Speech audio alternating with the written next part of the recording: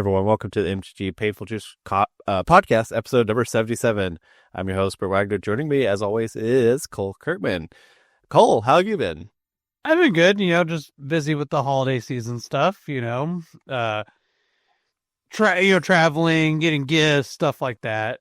Yeah. All the fun stuff. Yeah. Well, we're finally, or for me, Christmas ended, or as the time of this recording, we're a few days past Christmas. I had a really, really good Christmas time with my family and with my fiance. She did a very good job with the presents this year. Got a lot of dope shit, like new headphones, gaming headphones that are really, really good. I didn't realize, but apparently just generic gaming headphones are kind of shitty. But she got me some really good ones, and you said yourself you thought the microphone quality was really good. Yeah, I mean, last time we talked when we played games and stuff, I was like, wow, this actually is like really, really solid quality on sounding. Like, it sounded really, really good. Yeah. Awesome. So before we get to the main topic, just a quick little reminder, if you're listening to us on your podcast platform, we're also on YouTube if you want to see our beautiful faces. And if you're seeing us the other way on YouTube and you want to get us on your audio podcast, we should be there as well. Spotify, Apple Podcasts, really any of them, we should be present. So, just want to get that real quick out of the way.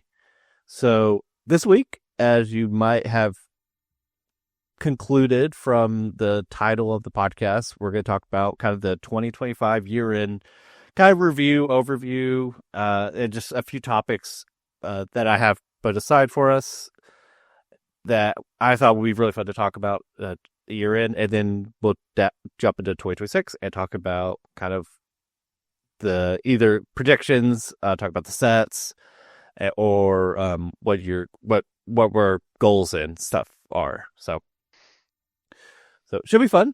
Cole, let's get into it. So the first one I have as far as like a talking point for this year, for 2025, is the card of the year. It's something we've done a few times before. It's always a kind of fun topic, kind of the best card that came out this year, and it's kind of a fun little talking point. So I have it down to 5 cards, and I'll just kind of go through them in the order that I wrote them down. All right. Which is Corey Steelcutter, Quantum Riddler, VV Ornithir, Badgermole Cub, and Stock Up. These, to me, are kind of I put this in the short list of the card of the years. And there's, I think you mentioned before that Into the Flood Mall is also one, which is an awesome card too. I think that could easily be on the short list as well. But yeah, those are, to me, kind of the top cards of the year specifically. What are your kind of thoughts on that? I know I kind of just mentioned all that. I mean, like the big ones to me, like just look at this year, like we didn't have anything that was like, the power level of like what was last year's card of the year. It was, I don't remember what the hell was card of the year last year. I don't know if we actually went over card of the year last year. No, I'm kind of like quickly glancing. Like I would say maybe like Surveil Lands, because they kind of just hit all of them. I know it's kind of a cop out answer, but the Surveil Lands were really, really good. Yeah, I think the Surveil Lands are super solid. We had we had Overlords. That's kind of it. Yeah, the Overlords are super solid too. Yeah, I think honestly, yeah, the Overlords. Yeah, I don't know. It's just weird because, like, some of the years that we look at, right, we're like, damn, like nothing was beating Oko. I mean, obviously, it's the most egregious of the lot, right? But right. But I will say for me, with like the big card of the year, like I think with VV, we talked about like my thing with the Beavers is like with Pioneer not really existing, it's hard to tell where cards like that are going to fall. Because like nobody's really testing Pioneer or anything like that right now. So it's hard to dictate that kind of thing. But I think like Quantum Riddler, you said Corey Steelcutter. I mean, Corey Steelcutter has shown that it is, a very powerful card in like Modern and stuff. Mhm. But I don't know. To me, like, because of how much Modern that I've played, I think Quantum Riddler's like way up there for me. Yeah, I think that's where we kind of like. I don't think we disagree on uh the impact that Riddler has had. Where it was in Modern, it kind of brought to life it gave you another good pivot from like Goryo's Vengeance style decks and Blink decks where you just have this good value two drop that 2-drop, but if you blink it, it's just an awesome 4/6 that drew you 2 cards on the way too. It's just really, really powerful with all the blink effects and stuff like that.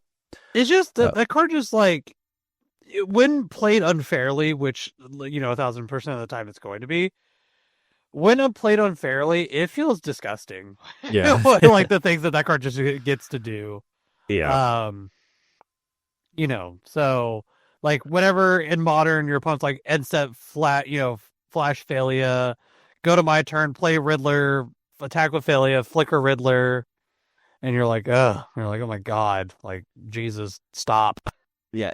I think I was listening to a different person podcasting, and they mulliganed to 5, and they're like, I just want a Quantum Riddler, just to kind of get rid of your cards, and then you just draw 2, just unmulligan yourself. And Yeah. I never thought about that, and yeah, and I've seen against like looting decks and even VV decks, which I did have the Riddler as well, where you just empty your hand and you just draw so many cards and you just kind of go off.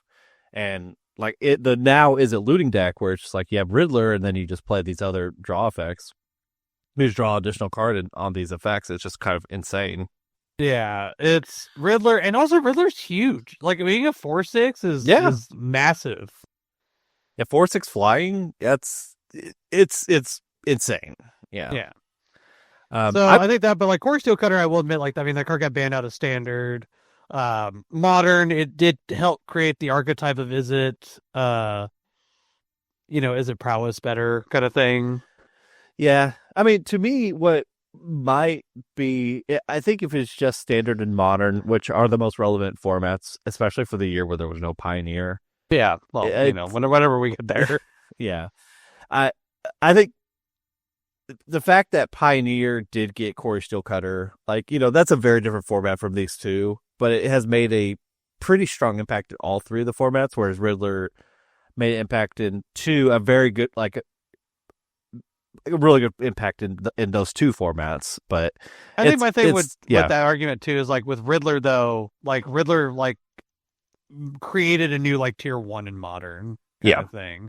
Like it made the Blink decks way better, which I mean Blink was already really good, right? Like we're not arguing that Blink wasn't good before. Yeah. But like they just got like this, like the fact that also like look at Goryo's Vengeance decks, right? Like they just get to be this like mid-range pile at the beginning, and then they're like, oopsie, here's like an Atraxa randomly, and you're like, oh, okay, like shit. Yeah.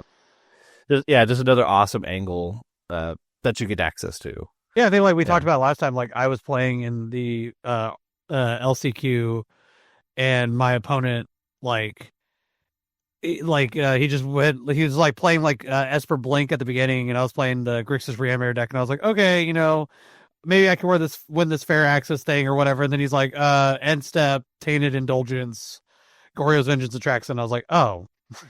I was like, oh, okay. I am dead. Yeah. So I don't know, it's interesting. Yeah. So real quick, I was looking at 2024 cards briefly. There were a few good ones. I had to dig though, because it wasn't like the most expensive cards. I think the answer in 2024 that was actually Into the Flood Maw. Oh, 2024 was Into the Flood Maw. Oh, yeah. Bloomburrow was last year. Yeah, right? But I think Slickshot Show Off actually, just kind of at a glance, might be the card of the year, just because Slicky. Yeah, big slick. Not a great year. Like, did MH3 not come out last year? Was that 2023? Well, it was, but you don't play those in Standard, so to me they're disqualifying cards. I don't know, because like when you have a whole set that just redefines one of the strongest formats in Magic, it's kind of Like Yeah. you can't look at Guide of Souls Ocelot Pride and well, Nadu actually. Wait, no, Nadu had to be card of the year. There's no way it wasn't. No, it's all MH3. That card got banned out of Commander. Like I nothing gets banned out of Commander I or Legacy. no, I totally get that, but it's to me it's like standard Pioneer Modern. What is the it has to be a standard set. That's my that would be my my take on it. Sure, It's but like a different topic to me, like of like okay, card of the year than like the eternal card of the year or something like that. Yeah, I think it's a subcategory. I guess I get what you mean, but like it's kind of hard for me to say like because to me, like when Hogak was legal, would you not say Hogak would have been card of the year, or when Ren and Six was at its peak, or like stuff like that? To me, it's kind of hard. Like I understand what you're talking Sure, about yeah. though, where it's like yeah, uh,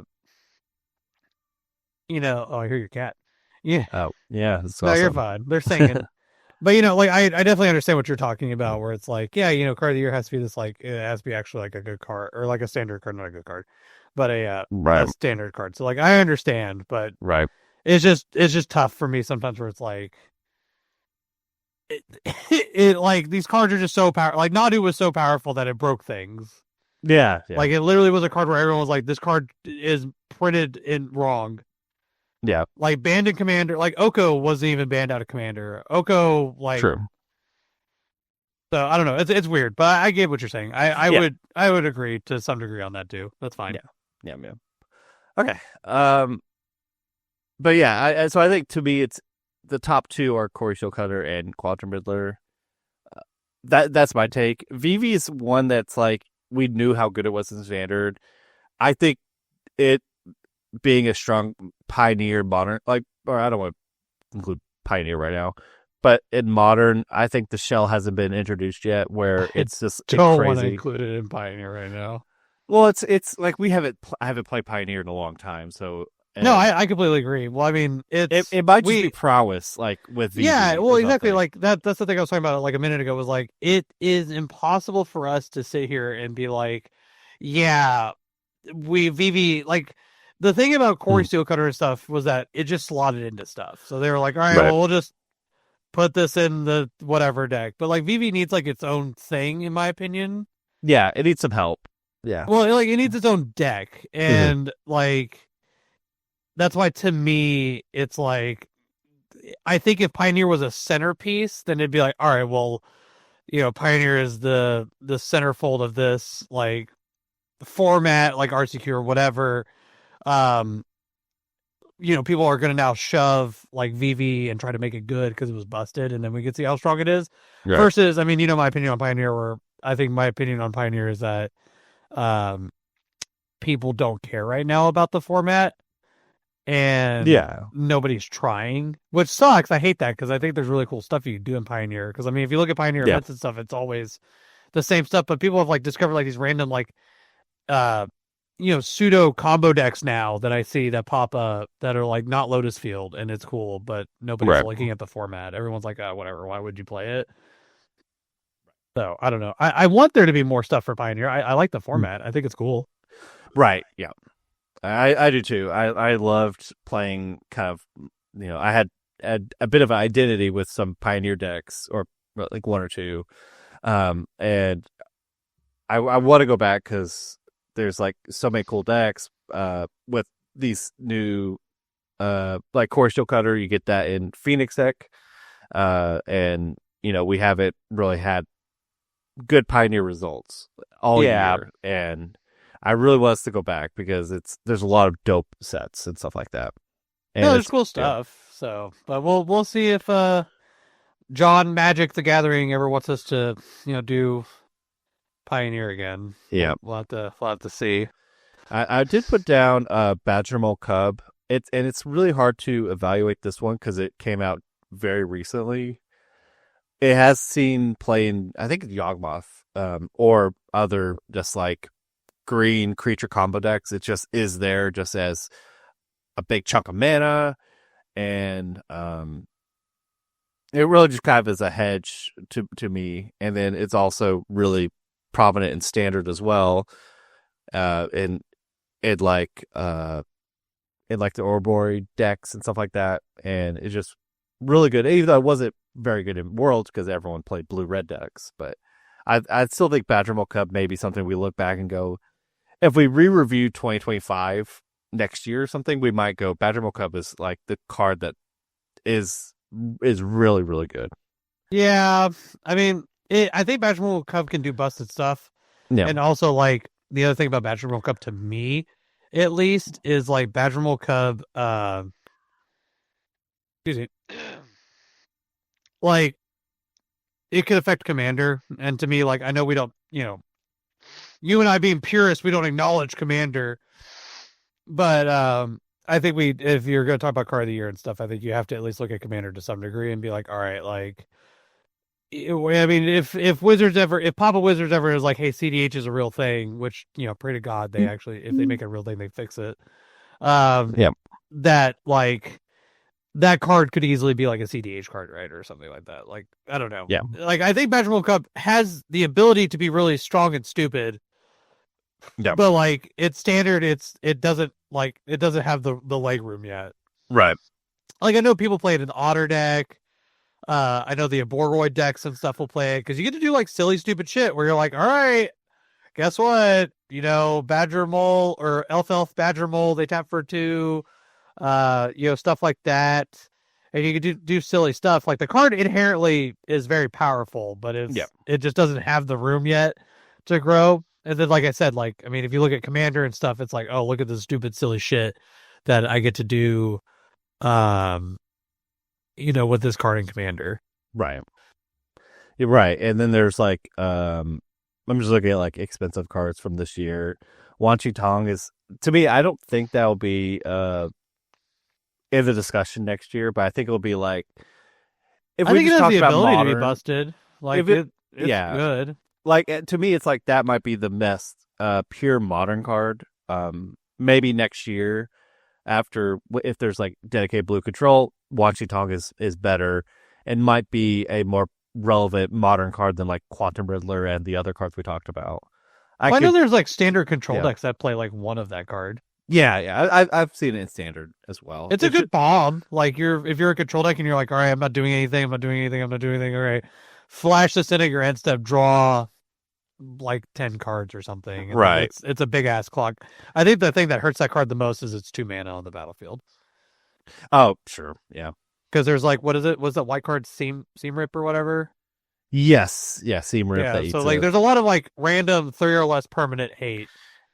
And then push in modern. Oh yeah, push in well. modern. Yeah. I mean, leyline binding. Yep. R.I.P. the GOAT. Love that card.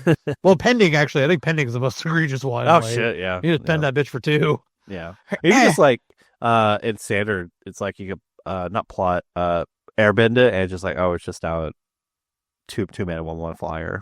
So. Yeah, but I mean, I think the big thing too, actually, talking about, resetting it, I think in modern, actually, like, even if we think about modern stat lines, right? Like, even if that bitch is a 4/4, like, that's a really good stat line. And that's not even saying, like, you pay mana to make it a 4/4. You just, it grows over time because it's modern. Yeah. But then, like, think of, like, the Flicker decks where there's just, like, Felia, Flicker it, it's a 1/1 again. Yeah. And it's like, oh, well, like, if your opponent's flickering Psychic Frog, at least Frog's, like, doing things. Like, you can discard. Like, if you're playing Frog, a lot of times you're trying to do busted shit with Frog. Like, you're like, all right, I'm trying to discard this Atraxa, then Goryo's Vengeance is Atraxa. Yeah. But with Once You Talk, like, you're like, all right, well, I mean, I guess if it draws you cards, there's still the argument of, like, who cares if it gets reset? But you know what I mean? Like, there are ways around this card that make it manageable. Mm-hmm. But yeah, I agree. I think, like, next year, there could be, like, if Modern is the next season, which we still don't know. Right. We have no fucking clue. They're definitely, right in the right on this one.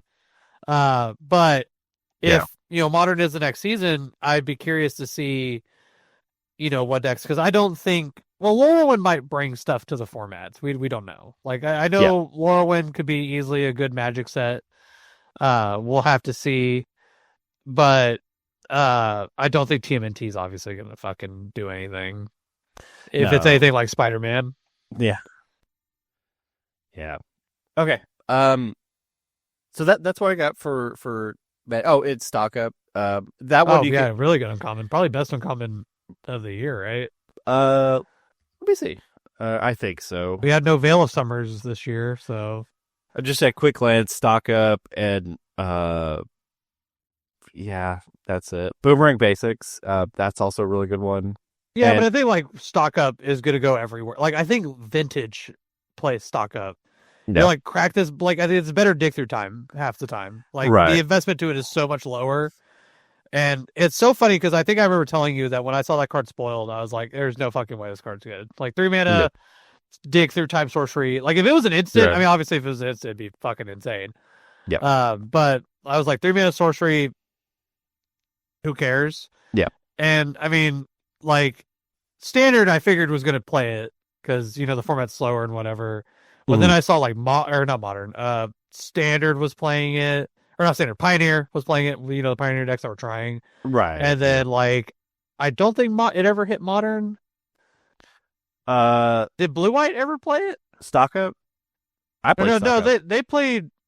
Well, yeah, Titan did, but Tight. that was because it was you could do that. Did no Blue White played Consult, right? Yeah, blue white played Consult consult the if anything. Three yeah Consult the mana Star Charge. sorcery is that's tough. Like Yeah, yeah. but vintage where you're like Black Lotus, Crack My Lotus, stock up, Yeah. and it's like oh shit, okay, guess this Go is off happening. queen. Yeah, Yeah. exactly. So I definitely think stock up to me proved to be like one of those cards that I was like, wow, I never would have ever pegged this card to be worth the shit, and then it very much is. Yeah. I thought when it was kind of like it was to me it was very hyped. I was like, yeah, it seems okay. And then like I cast myself like, you look at a bunch of cards and you get two of them. It's pretty Yes, correct. and like we talked about, like especially in formats like standard where it's a slower field where you're not doing as much, um, stuff like that. You get to do uh silly things like 3 mana sorcery, blew the top, Yeah. whatever.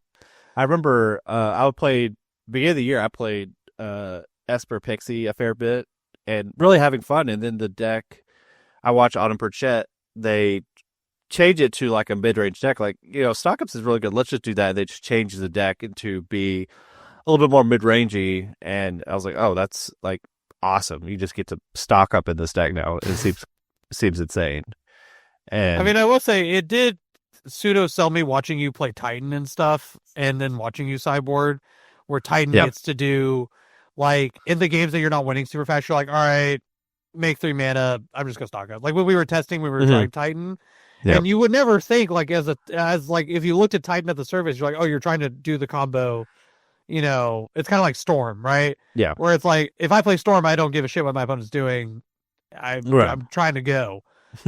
yep, But Titan just gets to do cool stuff like that, where you're like, all yeah, right, I'm gonna stock up, and then I'm gonna find like Amulet of Vigor, Primeval Titan, and then maybe right, you probably in the same turn, like maybe you find a Boreal Grazer, Amulet of Vigor, or whatever, and you're like, all right, I can yeah, win. yeah, So yeah. No, it no, for it sure. very Yeah. very cool things that like decks like that get to do and hmm stuff like that versus Storm, where you're like, I'm gonna Poetic Ritual and start with the game. Speaking of which, I'm gonna show it off, Brent. Okay. I haven't hung it yet. But Brent, my bestest friend in the world, got me this. It is Radical. Is my boy. I have to hang it somewhere. It's probably gonna go by Chad Kroger because two heroes by each other. Yep. But this is probably one of my favorite gifts I think I've ever gotten in my life. And you also got John Carnathan, Yep. and not just any Karn. You got John Tree Karn, which I think It, is fucking hilarious that you yeah. got him that. I'm glad it was available. Like not every card's available to be printed or whatever, but I found that one. I was like, I gotta go with this one. I mean, I super appreciate it. I'm so happy that you did that for me, and I Yeah. love you long time for it. And I'm gonna hang it somewhere. Oh, actually, I'll probably go buy a Patra because I still have a Patra up there. Yep. But yeah, I mean, it's super cool. And we were just talking about, uh, Storm and Mhm. whatnot. And I don't know, it's just funny to me, reminiscing about this year because this whole episode we're talking about the year and stuff like that, and it's just funny reminiscing about like storming at Houston and Yeah. the RCQs we went to, and I mean to just brag about you this year because talking about it off tangent, but like I mean you've had a really really good year, especially for standard. Like Yeah. you had a really really solid year standard wise. Yeah. So I started the year playing in the RC in Minneapolis. I think the invite was, I got it in the 2024, but the event was 2025. And then I got 2 invites in the prior season, the current season. So kind of doing okay compared to Pioneer Modern, I guess the formats, the modern format that was this year, and then the Pioneer format that was last year. Like I missed the invites on those, where you and John got invites in Pioneer, then you yourself got the invite in Modern. So I had a little bit. I'm definitely having more success in Standard, and part of that makes me enjoy this format a little bit more. Where before, like at the beginning of the year, this was a year that they were pushing Standard down our throats, obviously. And I started the season going into the last podcast we talked about, I said I'm not going to have Wizards force me to play this format, and kind of I forced myself to play the format and really enjoyed it.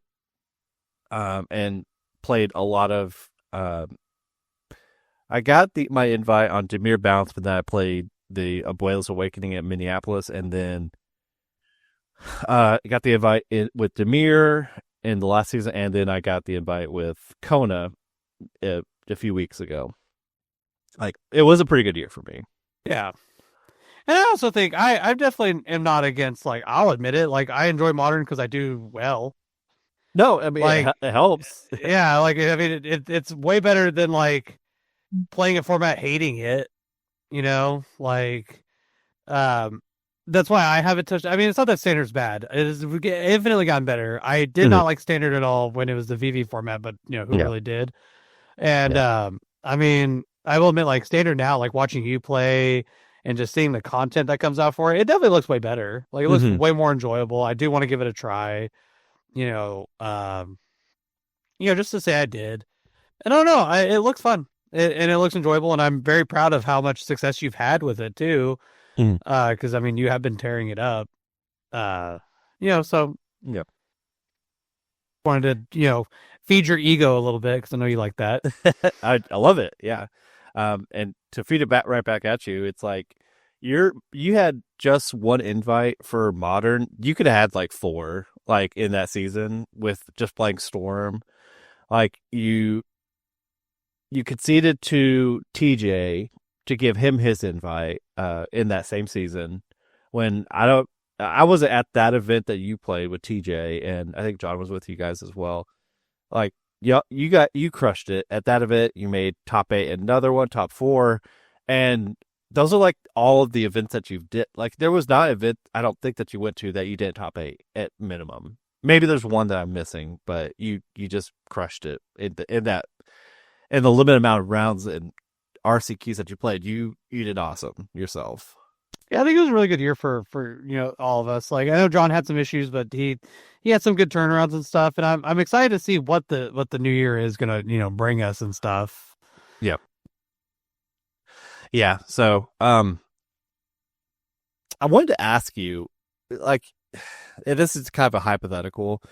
Going back to Houston, on the Friday when we were LCQing and you were so down on Storm, do you wish you pivoted to like Gora's Vengeance was in my pocket that you could have played? Do you wish you could have pivoted to it, or do you? No, I think I actually do think about that a lot. Yeah. I think for future stuff, like I'm just gonna keep thinking back to DC, and I'm just gonna trust my gut on stuff and just be like, I'm gonna play what I enjoy. And I mean, I did. I played Storm. I enjoyed the shit out of it. I had some, at the end of the day, it didn't go well, but it's whatever. We signed up for it, and but I enjoyed every other match. Like I had a game against Lantern Control where we had like 50 people around our table because we were doing the dumbest shit on the planet. Because we got to a point where I had like 4 cards left in deck. He wasn't lantern locking me, but like I had to draw the perfect card, and it was just stuff like that, and I Yeah. got enjoyment. And if I would have played Goryo's, I wouldn't have enjoyed it as much. I didn't. It wasn't something I gave. I cared about, and like just being able to sit down, play Storm, and be like, I really enjoy what I'm doing with this deck. Um, this deck is super fun. I'm super glad I get to sit here and do this. Mm-hmm. I think is a big thing. So I definitely don't regret it. I would do it again. I hope to do it again. I hope the modern season comes around and I get to, run Storm back or something similar that I find that's cool. So, we'll have to see, when the time comes and stuff. And I hope that Pioneer comes back and I get to do really cool Pioneer stuff. Because I think Pioneer has the option to be a super, super sick format that we just don't get to look at yet. But I hope that, when Pioneer comes back around, we're going to be like, dude, look at all this. Like, I hope you come to me and you're like, Cole, I have this really sick combo deck that you should look at. And I'm like, wow, this thing is, super, super sick and blah, blah, blah and stuff. Yeah, it's a deck called Neobrand, Cole. It's the coolest shit ever. I love that deck. I think that deck is so sick to watch how much effort you put into it. Yeah. And stuff like that. So it is always really cool to see, like, and especially because, like, I feel like Pioneer, should be considered that format where it is the format where you get to sit and brew something cool that, nobody else is really playing. And you're like, look at this super cool deck that I get to play, and it's super, super dope. And maybe it's not the best deck ever, but Yeah. You know what's funny? I just poked my head in the modern metagame from Goldfish. Number 2 deck, Ruby Storm. Yeah, I know, which That's scares crazy. me. I need Storm to be not good. Too much in the spotlight. Yeah, Storm way better when Storm is not in the light. But it's cool that Storm's really good. Like, I think that's cool. I know people hate that. I know people close to me that are vitriol about Storm. They're like, oh my god, if Storm's like the best deck or one of the best decks in the format, that means the format's awful.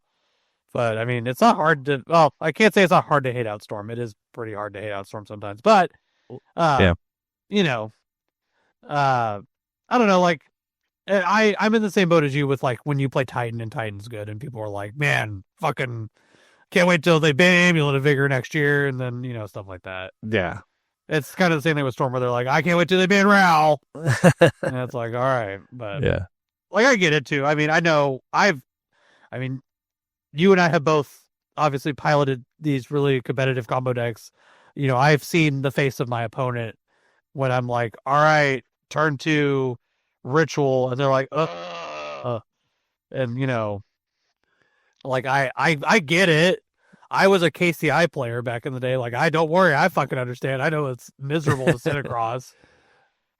Yeah, at least you kill pretty quickly.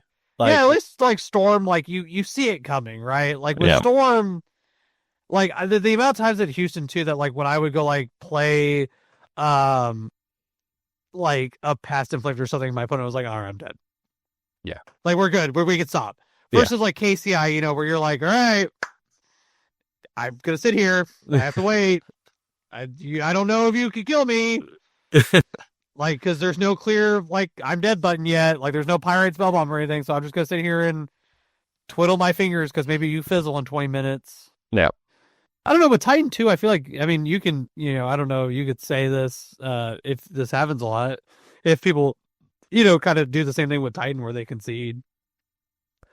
Sometimes. Yeah, where it's like... I mean, obviously there's competitive events where, like, people are like, well, I'm going to sit here and, just in case my opponent fucks up and it's like a competitive event. But, most of the time I feel like with Titan, they do the scape shift thing and you're like, okay, well, I'm, Yeah. Show me that you know how to shifting woodland your aftermath analyst, and I will be done with this. Yeah, or it's the worst when one of the combo pieces is in hand. It's like, okay, now I have to, like, do some mental gymnastics of, like, okay, what board can I was going to say, I see you stress so much sometimes with habits where you're just like, all right, time to do the shit the hard way. And, the miracle's at hand. Yes! Or whatever. Yeah. So it is funny. But yeah, I mean, I don't know. I'm excited to play Modern. I want to play Pioneer. I actually, I'm excited to play Standard at some point this year. The blue red, decks look super sick. We were just talking about them earlier. Yeah. Speaking of blue red, Brent, as we're talking about the new year and stuff, and talking about changes. You were the world's best Kona player like the other day. What happened? Um, let's talk about that later. I do want to Okay. talk about it. And I'm not dodging the question. I don't Be have scared it. to answer it.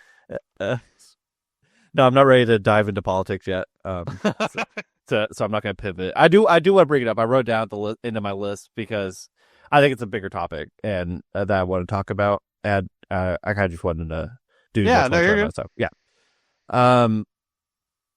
So I had one in best Magic set of 2025. We don't have to do a long dialogue of the what we think is the best Magic set, but what would, in your opinion, what is the best, or what was the best set of the year? Are we still going under your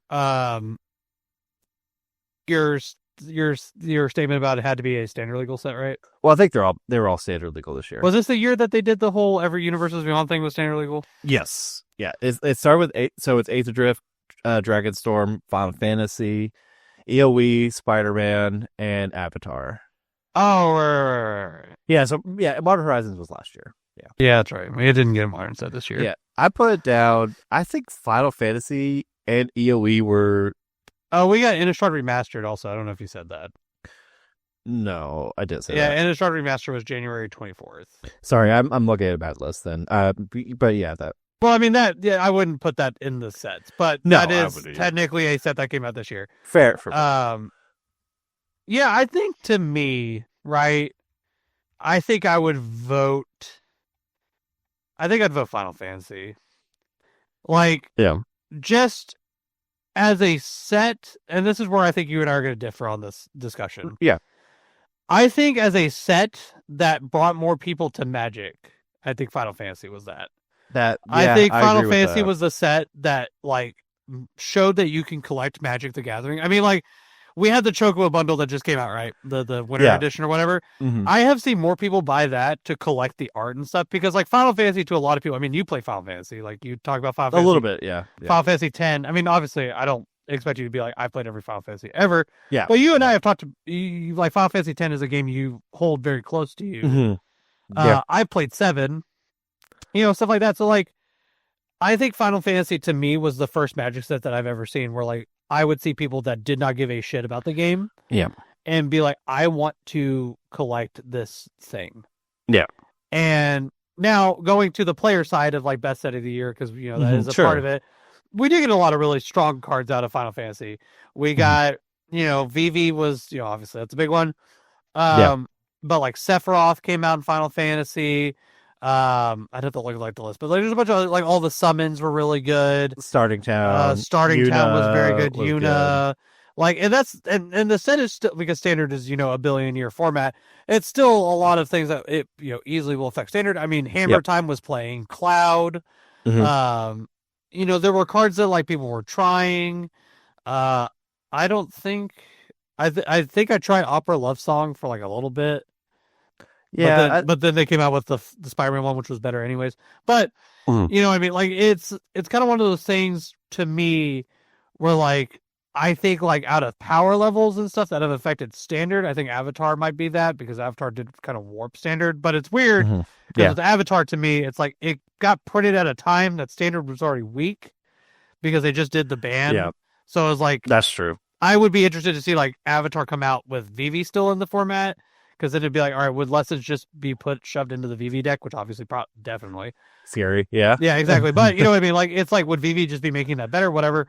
But to me, I think I would put Final Fantasy being that set because, like I said, it did a lot to the game that, to me, went above, just being a powerful set. Not that it wasn't. I mean, shit. Right. I mean, if we're just even talking about just stuff that got printed in that set, I mean, the reprints in that set were insane. We had Atraxa, we had Primeval Titan, stuff like that. That's true. Like, yeah, the value in that set was really good. Yeah. So, I don't know. What about you? What would be your so? Vote?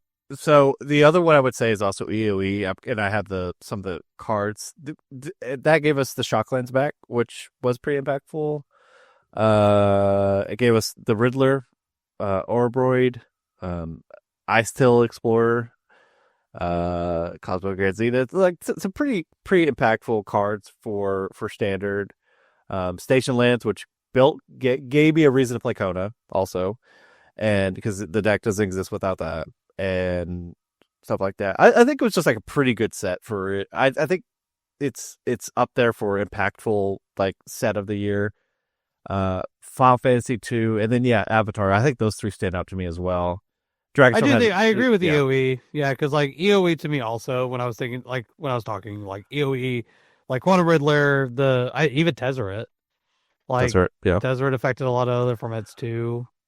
Um, and that's a box. I bought a box of it with splitting with John to chase those lands because the arts were really cool too. And that's not yeah. relevant, but Well, I mean, look at I upgraded my Lowe's fields. Like that was pretty cool. yeah, I mean, we could still talk about like the the reprints and stuff for something we've talked about. Like Yeah, Gemstone Cavern got reprinted in that. Like and that card, was a very expensive card. yeah, Um, so like just outside of just like, hey, the value in this set is worth the money you're going to be putting into it, right. kind of thing. So I don't know. I think this was a decent year for Magic as a whole. Mm-hmm. Also, Yeah. So I want to do a new topic. okay, Um, overperforming card of the year, and I have a list, a few of them. First one I put up is because we already talked about it. Stock up and consult the star charts. I okay. don't know if they were like. I felt like they were kind of hyped anyway, so maybe that they don't qualify as overperforming. I'm just thinking of like this card that like maybe was slept on. Then we're like Ledger Shredder. Like that's a card that I always Oh, think of where it's like I was like I yeah. don't know, and then all of a sudden it's like oh this card is insane or whatever. Like what's the Ledger Shredder card of the year kind of thing. That's I like that question. That's kind of hard So I because put like, yeah. What's your yeah. list? I'm So curious. it's a few. So Voice of Victory, I think that was hyped. I was low on Voice of Victory. I thought the card was like super overrated and just That's like actually a good a one coward because one. yeah, because like I thought that card was hyped because of Commander. Because Right. like I'm in CDH groups and stuff, and like I remember that card getting hyped because like people were like, Yeah. another Grand Abolisher Hmm. that makes dudes, and I was like, well, this card's not very, Yeah. who gives a shit. Um, but yeah, that man, now I gotta think because yeah, Voice of Victory, I also because you and I had extensive talks about it where I was like, I think this card's kind of whatever. Yeah, I thought it was kind of whatever, but then like let's talk about me and Standard real quick. It was in Yeah. the sideboard of my blue white Ablaze Awakening deck, just as a silence effect, which was really good. And in Kona, there was plenty of times where it's like I'm setting up my Kona setup is turn 6 Cavern of Souls on for human play Voice of Victory. This starts the win, and on top of that, it was in Mardu or Boros Energy. And Modern is like this other just incredible good card. Like that was one where I was like, oh, I think it's overrated. And wasn't impressed, but I completely 180 on that card. I think the card is like super, super good. And yeah, I think I slept on that quite a bit. Oh yeah, I mean, the card was absolutely like actually the thing that I talk about with that card specifically in modern is that card with like with Boros. Yeah. Like when they're like, yeah, I have, um what's that fucking card called? Goblin Bombardment. Yeah, bombardment, and you're like, oh, attack you for 3, you can't do anything about it.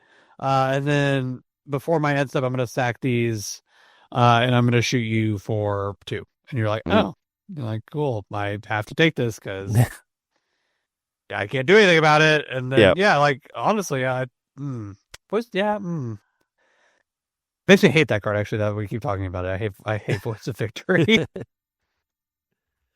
The other one I have, it's also white, funny enough, is Clarion Conqueror. Because maybe I'm just like just biased towards what I've seen, but That card, I thought it was like mostly blank, but then it was just super impactful in these niche scenarios, and it was a pioneer, modern card in the zoo deck too. Just to also just another kind of hate piece as well, and Yeah, Boros played it too, I think, right? Yeah, Boros played it too. Like that one, I was like, oh yeah, that was a card I thought was garbage, but it's actually really, really good. Oh Like, yeah, because I remember playing. Orzhov played it also. mhm. Yeah, like actually, yeah, Yeah, that's a good card too. Yeah, because you know, 3/3 flyer for 3 is a fairly good stat line. It's kind of crazy to say that it's not even like that great of a stat line anymore, but um, yeah, 3/3 flyer for 3, but also it's just this really crazy hate piece that like you don't think is impactful until it mhm. is. Right. Yeah, and that one, yeah, like we said, it did make it into modern as well. Like Voice of Victory also in modern, Clan Conquer also a good card in modern as well. Like that's yeah, I thought that was a really really good. Like under like over performed way better. The last one I have, and I had a bunch of those. Like oh, they're just all from the same deck. It is just the Lessons deck and the cards that were like Boomerang Basics would be the one that's just like it's just a good card. I think it's better than This Town Ain't Big Enough. Ooh, Uh, what a statement! well, it's like This Town is like like 2 mana, pick up two of your things or my thing and your thing, but Basics is it's pick up my thing, draw a card, and it just is so good But in it's many a decks. Boomerang Basics is a sorcery, right? It is a sorcery, yeah. So I think that would also be the argument for this time because this time was a instant, wasn't it? This time was instant, but it's also double the mana, or yeah, Well, yeah, but it was, like when 1 versus 2 is not as different. Like it would be different if it was 2 versus 4. for sure, yeah. But yeah, it's just like all right, I'll pick up like your turn one, Storm Chaser Talent, turn two, pick it up with Boomerang Basics, put it back down, and draw a card is just a crazy turn two play. That is Like fair. technically, I do agree. That is really good. yeah, and it just is in the more recent blue green Kona decks, it's playing that just because it's a better tempo play. You pick up your own cards as well. So like play at times it's like, all right, I'll Yeah, cast if you're combo but you don't have deterministic, I'll play my Meringue River Regent to bounce your two things. I'll pick it up with Boomerang Basics, draw a card, and then you can still do the coil and catch part. And kind of like it's a really good card, one comboing, but it's also like really good tempo. It's like, oh, you played a 3-drop. Let's just bounce it. Give myself a little time too. yeah, but I Yeah. mean, I do like anything that cycles, right? Like Mm-hmm. the Lord has been proven that if you cycle a card, if a card cycles, it's usually pretty good. Right. And then just the lessons deck, which I thought the deck was You thought it was gonna be gimmicky. yeah, because I thought it was like just a generic budget deck, but then everyone like in the world's teams like tried it and they made that deck what like maybe the best deck in standard right now, and it's just like it's insane. So that would yeah. That is fair. But that's all I have for overperforming. But there's probably cards I'm missing. Um, but that's what I got for overperforming. Really, Voice of Victory, Clan Conqueror, Boomerang Basics are the biggest ones for me. Yeah, I think for me, I'm kind of glancing through, not finding anything else that just like was a card that was like complete, not hyped at all, and then just all of a sudden just insane or whatever. I'm not really seeing anything else. yeah, I'm looking through my list right now. I think honestly, yeah, because I forgot that like Voice of Victory because it's weird now looking at it where you're like, yeah, Voice of Victory, is a blah blah blah whatever card, who cares? Mhm. But now it's like, yeah, man, I mean, Voice of Victory was it's an insane card. Like Yeah, thinking about now. yeah. So I have the opposite topic now: the underwhelming or overhyped card. I have three of them.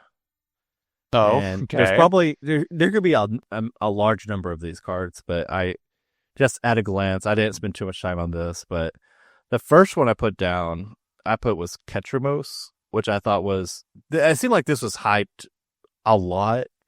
It just kind of became an okay card, but it to me it's just like is not very good right now. Yeah, I mean, but it was really good when it's like came out, right? I I don't know if it ever was, honestly. Well, I remember the black yeah. white, blink deck Yeah, being fairly prevalent. it was, but there was also versions that still never included the card too, and Yeah, I guess I that's fair. I just remember always like hearing and seeing it, when that was the thing, because that was mhm. during HBMO. It was HP. Yeah, because that deck, I think it won, and Yeah, then but I mean, it John, also won because it played against Belcher and they play a 2 mana strip mine. right, So I and mean, yeah, yeah, like when you get to play a 2 mana strip mine in your deck, like that sure, attacks. yeah, yeah. So Yeah, Ketravos is because yeah, I guess it really has fallen off, right? yeah. It's not really. It never really was hyped for standard. I have seen it in standard, but it was largely just modern. But it the black white blink deck doesn't exist anymore. Or it's evolved into Jeskai and Esper Blink really. And does it? I think it will see some sideboard play sometime because I bought a copy for Mike Orio's deck. Um, Well, yeah. I but mean, yeah, I remember that card being like $40. yeah, it was. Yeah, that card used to be $1 billion to Mhm. get because I remember people were just trading them off all the time. You're right. Yeah. Next one I have is, and this was a bummer for me to put this on this list, but um, this one I told was really high on, and that's Ugin, Eye of the Storms. I thought this would, and I only put it on this list because I thought Tron was coming back because of Ugin, and it didn't. And in the Eldrazi decks, they played a few of them, then they kind of stopped and stuff like that. I don't think it's really that relevant anymore. They just kind of went back to their roots. I guess my argument with Ugin is that there are still plenty of Eldrazi decks that do play Ugin. Yeah, Like to it, me, it is still yeah, it is still a card that's fair. that sees play. Like I'll agree to a little bit that like I do think that Ugin, um, I think I'm in the same bus as like I thought Ugin was gonna be like the fucking nuts. Like I remember seeing Ugin, I was like, all right, we're gonna be in this absolutely insane, standard form or not standard, but modern field of like Yeah. Ugin's gonna be, Eldrazi just has this insane card now kind of thing. Mm-hmm. And then yeah, just never really took off or anything. So I definitely agree a little bit to that regard, but I don't think it's to the level of like for me where Ketramos was, right? No, I don't think so either. Like Ketramos, like it saw its light and then just immediately like everybody's like, oh, we don't fucking care about this card anymore. Yeah, But like yeah, Ugin, like I've definitely played against plenty of Eldrazi decks where like they still have him in there. I yeah, remember Houston, I played against Eldrazi like 3 times, and like each time I played it, they had, at least 1 to 2. Now to be fair, like we just talked about, like I agree with you where I thought like when I first read Ugin, I was like, all right, we're gonna be in hell. Like yeah, you're like there's gonna play 4 of this bitch, and like you just can't. And I remember we got John his, and I was like, all right, John, here's 4 of them, shove them in. yeah. Get your Tron lands back. This is Yeah, how I thought all Boomer Tron was back in this replacing Liberated, and that was the deck yeah, would build itself, and it. The problem with me is I had it up here where it's like, oh, this is like going to be tier 2 modern, like we're back kind of thing, and it wasn't. It was just yeah. Your fall for it was I put it up here, and everyone else had it yeah. lower, and it was kind of where everyone else had it, basically. Okay, see, Yeah, I feel that. Yeah, like yeah, I guess then if that's the argument, I would pseudo agree with you on that because yeah, I would be in the same boat then because when I did see that card, I was like, all right, like this is 8 mana Ugin again for Tron. yeah. Like when Favor Forge came out, Tron was like, oh my god, we Mm-hmm. have the best thing ever printed ever in the history of ever, where we're just unbeatable now. Right. So yeah, I do think that sharing sentiment with you on that, Mm-hmm. but I wouldn't put it though in the same bracket as Ketramos as like card that's like not playable anymore. Yeah. And in my bracket, I would have it in like Brent's underwhelming list. I think it goes there, and the overall Ketcheros was list the to probably the most underwhelming card of the year. If we should have an award show with with No, yeah, banners. honestly, like thinking about it too, like I agree with you. Like that card, like when you said its name too, it's so like when we were just talking about it, I was literally replaying in my mind, like, damn, I totally forgot that was a card Mm-hmm. that like existed for forever. And part of it was so hyped, and it was Yeah, exactly. That's why, $40. like when you talked about it, I was like, oh my god, I remember being like, all right, fucking, we gotta like people gotta sell this card because it's like $1 billion. Like we have to get rid of it. Like, oh my god, that's so it's so crazy thinking about it now. Like that it just doesn't exist anymore at all. Yeah, I would have. I would have said the same thing with about and this is kind of crazy to say now, but like Monument to Endurance, that card was also hyped for like initial. To me, it was hyped a lot. Some decks played it. It had nothing until Lessons, and then now it's just like to the moon. Yeah, well, oh, dude, yeah, you want to talk about a card that like took off? Yeah, Monument to Endurance, like insanely, like up in the stratosphere right now as a card. Like that card, super insane. As it should be. It is an insane card. Yeah. Okay. I had another one. I don't think it counts. I put Shared Roots because I was like, oh, it's a rampant growth. It's whatever. To me there was a lot of people there. Oh, now we have rampant growth. That could be crazy. And after it really hasn't taken off. But it's so early and it's kind of such a weak argument that I kind of just removed it. But are you talking about the lesson? Yeah, Shared Roots. Oh, Shared Roots. Yeah, it's hard to make a case because it's also so new of a card too. Like, I mean, I know there's like decks that play it though, right? I mean, I guess it's not like I guess if this bracket of like when you saw Shared Roots, you're like, oh yeah, this card's gonna be insane. Like everybody's gonna be playing it, and then now it's like, yeah, okay, I guess in that regard, yeah. Yeah, but it's still like we don't have that effect in Standard. Like we haven't had in Standard nor Pioneer. Maybe we do. Like, yeah, in some like I'm okay with making land drop slowly kind of style. It might be interesting, actually. Thinking about that card specifically when we get to Strixhaven, if they bring Learn back, and then like having a sideboarded, like a tutorable ramping growth. Because the one that we had before wasn't ramping growth. It's the same thing as the Aang one, right? Where it's just 2 mana, go get a land, you gain life. Mm-hmm. It's like experimental something or whatever, and it was just like go get a basic.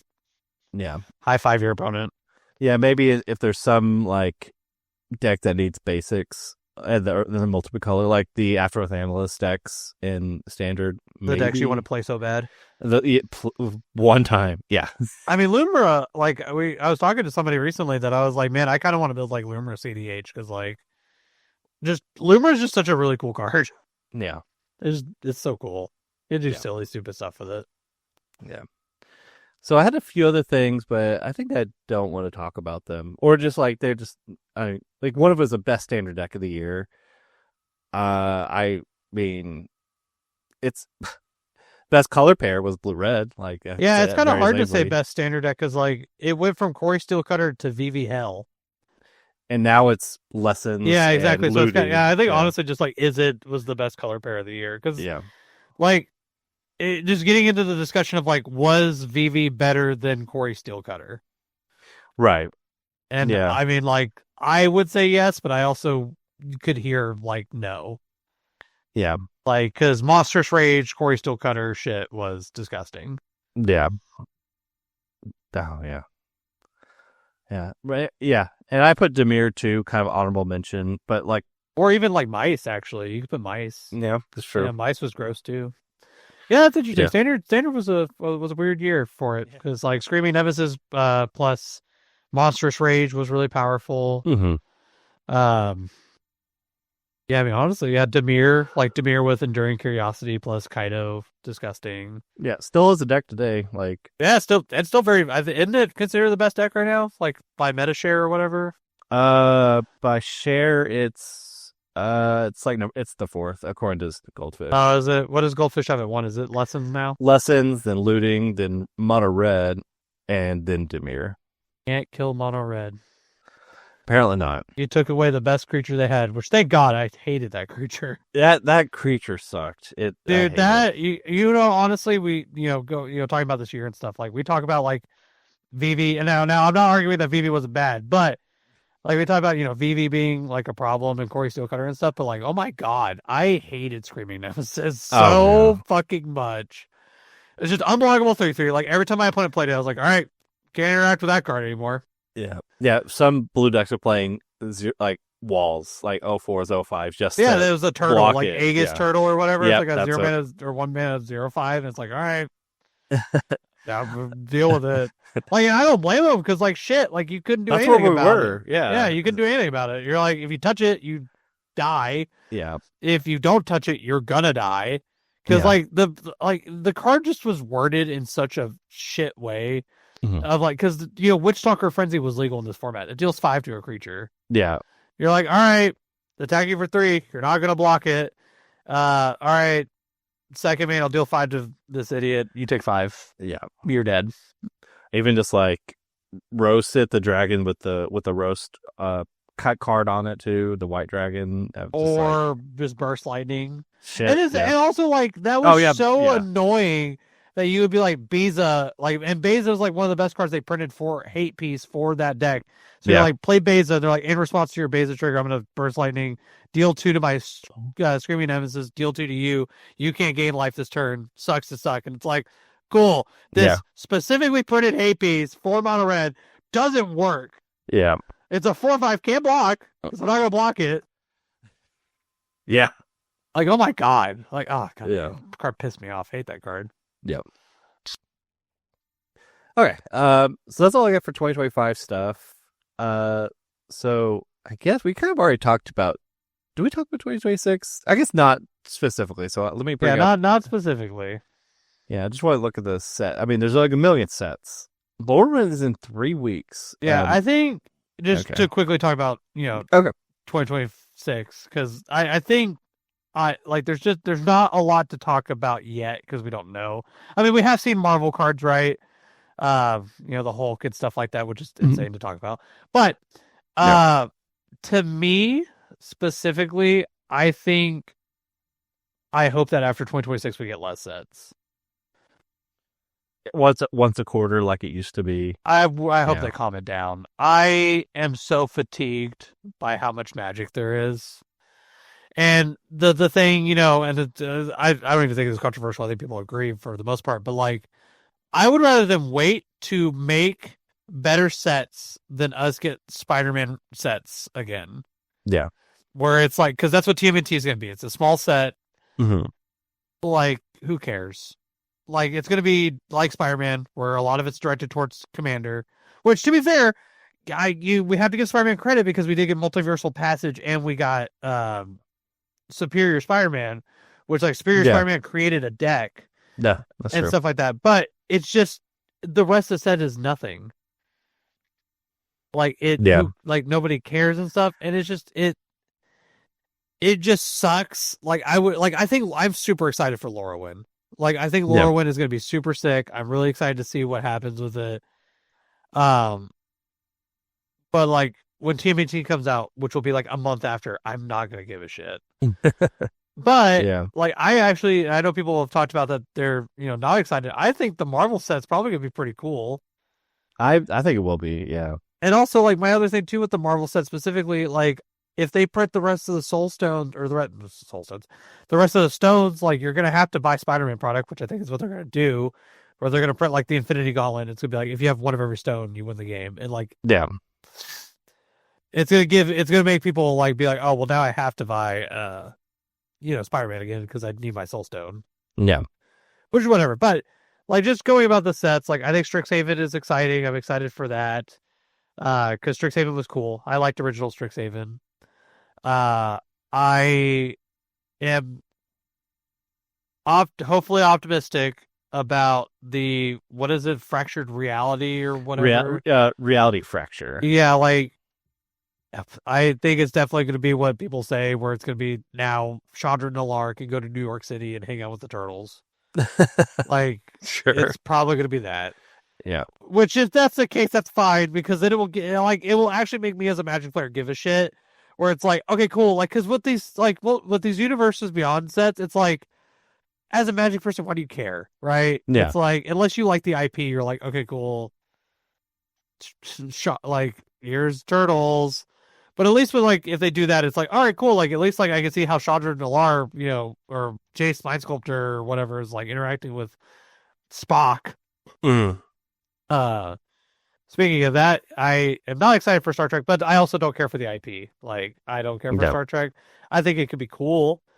Because EOE was cool. Like I know people didn't like the spacecraft stuff, but I think it was fine. Yeah. Uh, and then None of them were good. Like as far as like yeah, well, none standard. of them were like that busted or anything, which is fine. I don't think they could have printed them, but I mean, Yeah. obviously they're gonna make the whatever the ship, the SS, whatever. Is it the SS Normandy? Is that what it is? I thought it was the Enterprise, but I have Oh, no idea. Enterprise. People are gonna flame me for that. I think the Normandy is fucking Mass Effect. But Sure. I think like what's the set before Star Trek? Do we know, or is it It's the Untitled Universes Beyond set? so Reality Fracture is the one before Star Trek. Then the Hobbit is prior to that, and Hobbit. after. Yeah. Which I mean, Lord of the Rings I thought was fine. I think Yeah. it'll be interesting to see Lord of the Rings printed at standard power level because it has to be standard legal. So I'm curious to see like. I mean, obviously they're not going to shove the One Ring in standard, but Yeah. it'll be interesting to see. Yeah, but yeah, I think for 2026, I'm curious to see, what they do. I hope the sets are cool. That's all I hope for. Like as a Magic person, I want people that play Magic to get enjoyment out of the game, and I hope that they print cool stuff. Like if your favorite shit is Marvel, which Brent plays a lot of Marvel Snap and stuff, then they give you cool Marvel stuff. Like I want them to give us cool. Like the Hulk is cool. I thought that card was sick. Yeah, we talked to a judge about rulings for a long time on that card and just heavily debating it, and we still don't know, like for sure. Yeah, but it's like that. Like that card's so cool. I think the Doctor Doom is cool. Mm-hmm. I know Commander players are upset about it, but I think the cards that we saw were super sick. Yeah, they were. So I'm hoping as we get more, because that set actually will be like a large set. So yeah, so that's like 4 sets away. It's kind of know, crazy. but like you blink and it's gonna be here. Yeah. So, and I'm just like, Lorwyn is so the week before Portland. So I'm like cautiously nervous about like that impacting the set because they said it's fully legal. So it's just because I might have to be chasing down cards. Yeah, legal on pre-release, right? And I guess to transition to that, you mentioned earlier about you're a coward. I'm a coward. No, I'm exploring other decks. Which I think is the correct thing to do. I think you shouldn't lock yourself into anything. Mm-hmm. Like right now, especially because if Lorwyn is legal, it's kind of one of those things of like, well, too. I mean, who knows? Like maybe they spoil a card Lorwyn that's like some big dumbass permanent that like makes Kona really good, right? Or a better, like I guess to me, tell me because I don't play standard. Yeah. What is your issues? Because I mean, I mentioned it before. Brett is kind of hopping off Kona to try some new stuff because blue red's a problem. So like, I want you to tell me like what your problems are and like what you would hope that they would print in Lorwyn that would help you. Obviously, you can't be like, oh, I hope they print Swords of Plowshares because that's not real. But you know what I mean? Like, I mean, I kind of just feel like with Kona, it's hard to say, and I'm not necessarily expecting that the deck improves or gets worse with the Lorwyn set coming out. I don't think it impacts it hardly at all. I just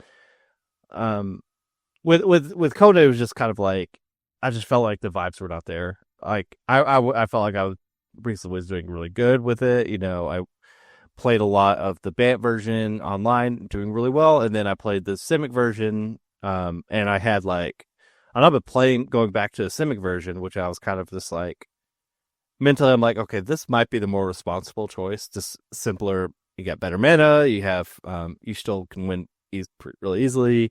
I got a good guide from Scott McLemara who had a full guide. I was like, okay, sick. Let me check that out. And I liked a lot about it, but I was just like losing a lot. And like I swear, Arena is just full of blue red lessons players, like or looting players. It's just like it's annoying I mean, I to imagine the only see deck that. has to be fairly easy to build, right? Like for rares and like Yeah. arena wild cards. It is. I don't know how much because it's a lot of arena decks still just use a bunch of rares. This has a lot of commons and like commons and uncommons, so it's not bad as far as like acquiring the cards. Um, no, but recently because of that, and then I saw Comrade Merriam, Russ Merriam, he won a challenge with Green White Landfall, and has been putting a lot of work into that. Won a challenge, and immediately I was like, okay, I really want to explore this, and I spent like probably like $40 on Arena to kind of get the cards, buying boosties basically, and then getting the rares I need to get the deck. And I've been having a lot of fun with the deck and doing doing pretty well. Not stellar, but like doing well enough. And the deck is kind of like very mathy and very complicated. You really have to think about your lines too. So it is mentally taxing, but still is pretty fun. I'm not gonna love doing that shit in paper, but it will be fine because it's weird because like all right in certain cases like if you have the Earthbender Ascension and it has four or more counters, add a counter, and then with the other card I'm blanking on, the green white or the Oh, four mana. the I know what you're talking about. We've been talking about it. The double power Yeah, damage or double your whatever. power, so it's like add a counter and then double it, and then it's like if you have Fable Passages, you'll do that again. So it might be like if it's a 3 power creature, it'll go to 4, then 8, and then crack the Fable Passage, go to 9, then 18. So plus 1, X times 2, and like you have to do that. So it's just like in paper, in Arena, it's like it just like, hey, you got a 64 power creature, like, oh, okay, cool, I win or whatever. But in paper, it's like you'll have to mentally do that and stuff like that. There's also like um like this is a very good I Still Explore deck. Not good enough to put on the card of the year, but it is a pretty good really good deck. And let me find a list real quick because I'm blanking on the name. My Form Harmonize, that's the card.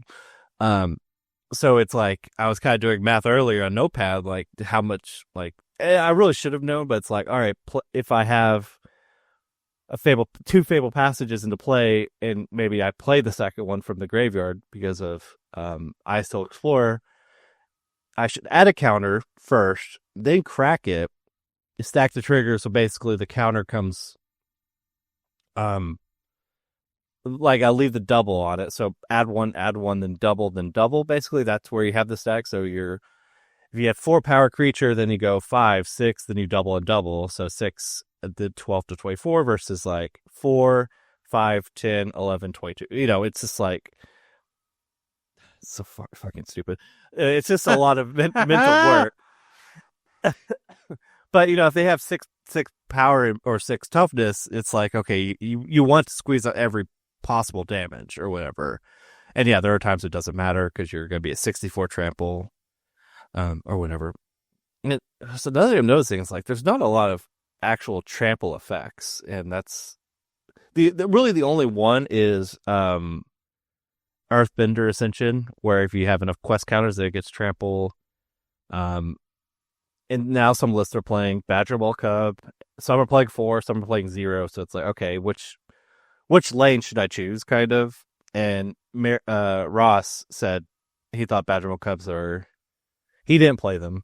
He played, I think I said earlier, he played the desert creature, where if he has a desert, it's a 4 mana 6/5 with flash. If you have a desert, and it has an effect, it has rampant growth in the graveyard.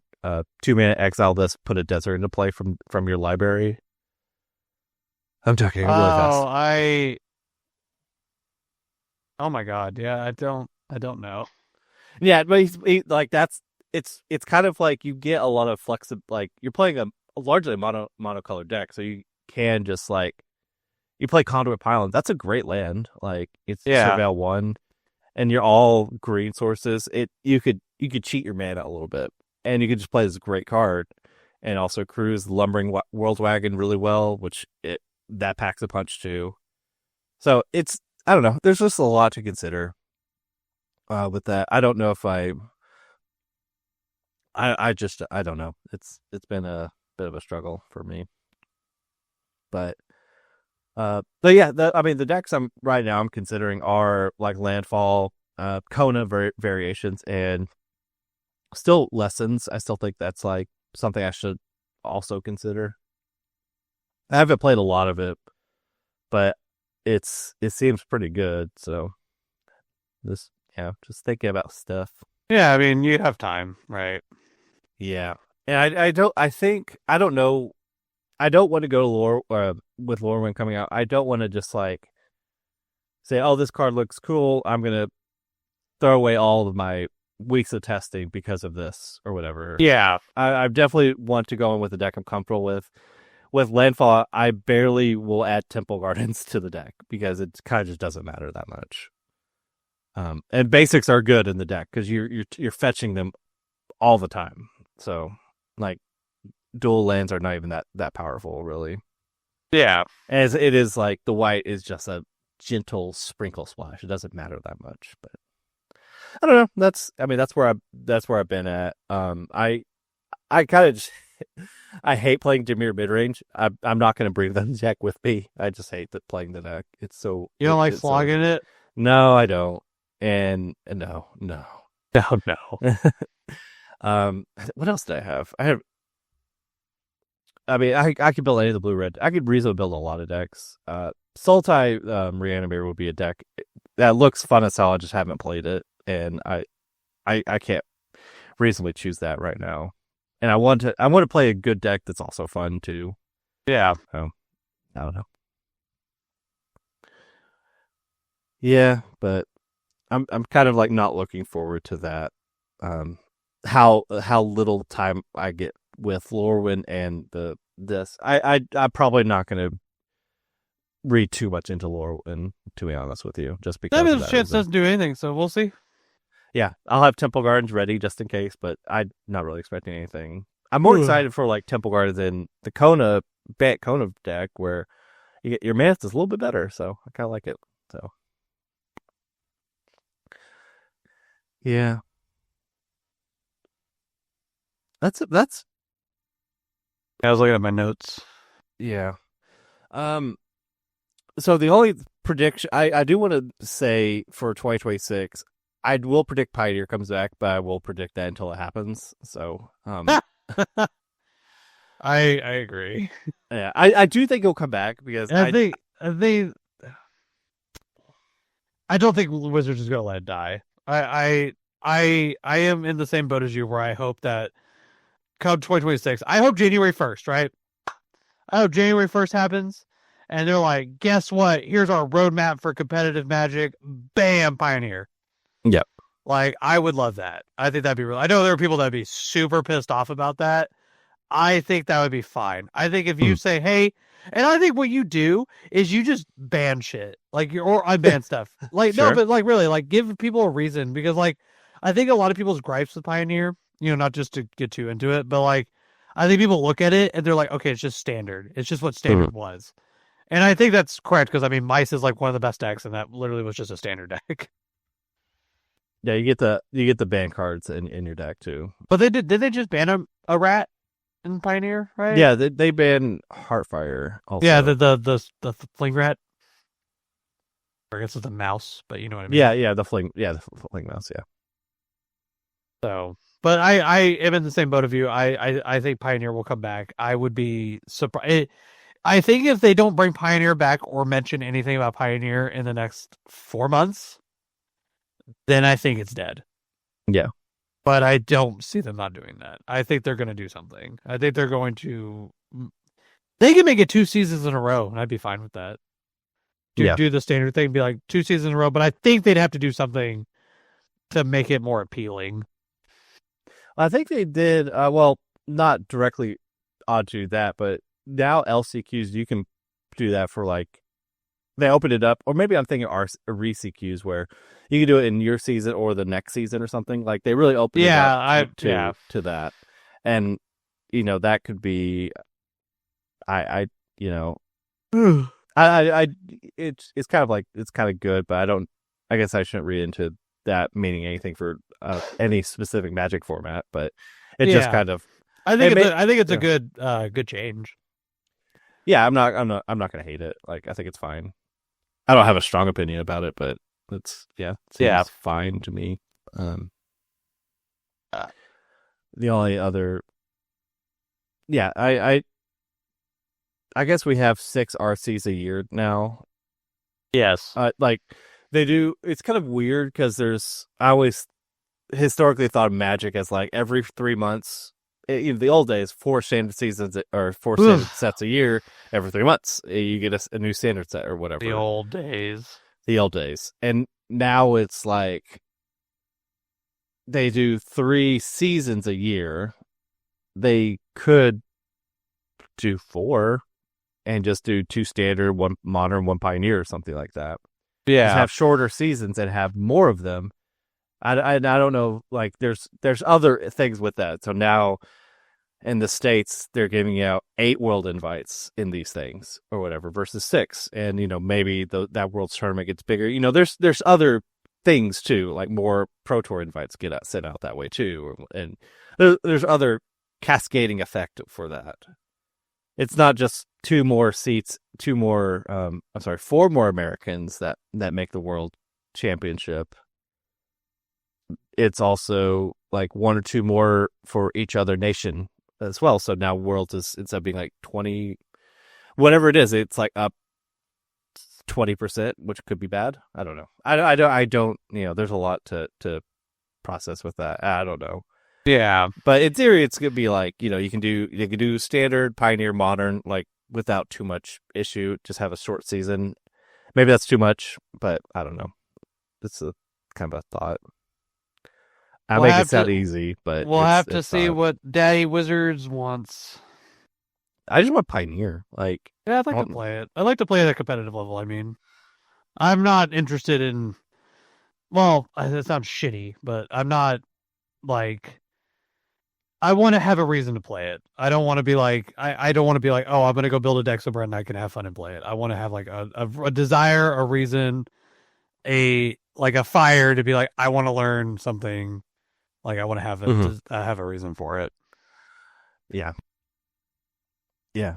I can't just keep being up Sparky on Arena with Scape Shift and just be happy. Like that's not. I need a Yeah. better outlet, which is what I do. Like I'll be up Sparky sometimes. So But yeah, I think that's all I've got.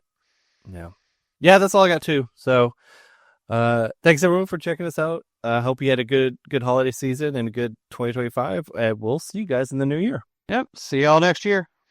Later.